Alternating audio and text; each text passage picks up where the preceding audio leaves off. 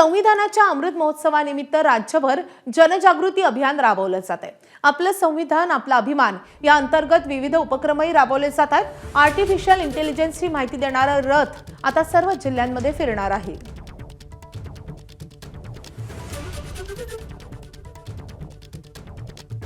75वा संविधानाचा अमृत महोत्सव हा राज्य सरकारकडनं साजरा केला जाणार आहे आणि त्याच पार्श्वभूमीवर राज्यभरातल्या सर्व जिल्ह्यांमध्ये इंटेलिजन्सच्या तंत्रज्ञानाच्या माध्यमातून जो डिजिटल रथ आहे हा या ठिकाणी आणलेला आहे। सांस्कृतिक कार्य विभागामार्फत हा रथ आता राज्यभरातल्या सर्व जिल्ह्यांमध्ये जाणार आहे आणि त्या ठिकाणी आपलं संविधान आपलं अभियान या अंतर्गत जनजागृती संविधानाची ही केली जाणार आहे। मुख्यमंत्री देवेंद्र फडणवीस यांच्या हस्ते थोड्याच वेळात याचं इनॉग्रेशन देखील होईल। नेमका हा रथ काय आहे आणि संविधानाविषयीची माहिती ही कशी डिजिटल स्वरूपात मांडण्यात आली आहे हे आपण या ठिकाणी पाहणार आहोत। आपण जर पाहिलं तर या ठिकाणी भारतीय संविधानाची निर्मितीच्या पूर्वीचा काळ म्हणजे ज्यावेळी ब्रिटिश राज्य होतं त्यावेळी नेमकी आव्हानं काय होती ही आपल्याला या ठिकाणी पाहता येणार आहे, तीही डिजिटल स्वरूपात।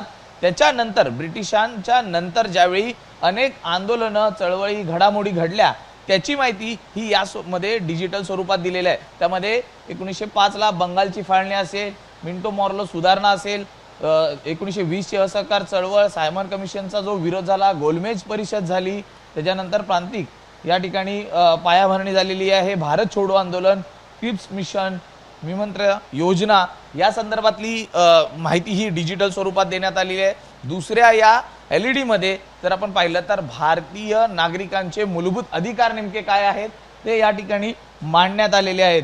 त्याचबरोबर ती दुसरीकडे आपण जर पुढे गेलो तर या ठिकाणी आपण पाहिलं तर एका टच वरती तुम्हाला भारतीय संविधानाने दिलेली प्रमुख कर्तव्य नेमकी कुठली आहेत हे देखील पाहता येणार आहे। आपण पाहिलं तर कर्तव्य 1 मध्ये जर सांगितलं झालं तर राष्ट्रीयाची एकता, अखंडता आणि सार्वभौमत्ता जपणे।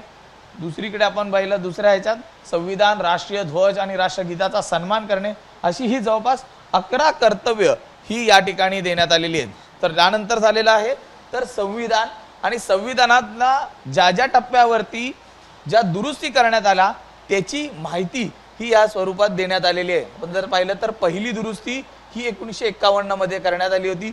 अभिव्यक्ती स्वातंत्र्यावरती वाजवी मर्यादा घालण्याची तरतूद, भूसुधारणा व अनुसूचित जाती जमाती व मागास वर्गासाठी जे आरक्षण आहे या संविधान रथाच्या डिजिटल रथाच्या माध्यमातून संपूर्ण संविधानाचं जे पुस्तक आहे हे एका उलगडण्याचा प्रयत्न सांस्कृतिक कार्य विभागाकडून करण्यात आलेला आहे। त्यामुळे हा रथ पुढील काही दिवस राज्यभरातल्या प्रत्येक जिल्ह्यामध्ये जाऊन एकूणच संविधान जे अभियान आहे या अंतर्गत डिजिटल जनजागृती करणार आहे आणि त्या माध्यमातून संविधान हे नेमकं काय आहे, त्यात कसे मूलभूत अधिकार आहेत, किती ठिकाणी दुरुस्ती करण्यात आले, आपली जी जबाबदारी आहे किंवा एकूणच जो इतिहास आहे, जी मूलभूत कर्तव्य काय होती याची माहिती ही देखील उलगडली जाणार आहे। आणि त्याचबरोबर ती डॉक्टर बाबासाहेब आंबेडकर यांच्या एकूणच कार्याचा गौरव हा या डिजिटल रथाच्या माध्यमातून केला जाणार असल्याचं पाहायला मिळतंय।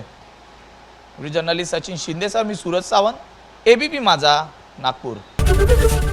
ABP माझा, उघडा डोळे बघा नीट।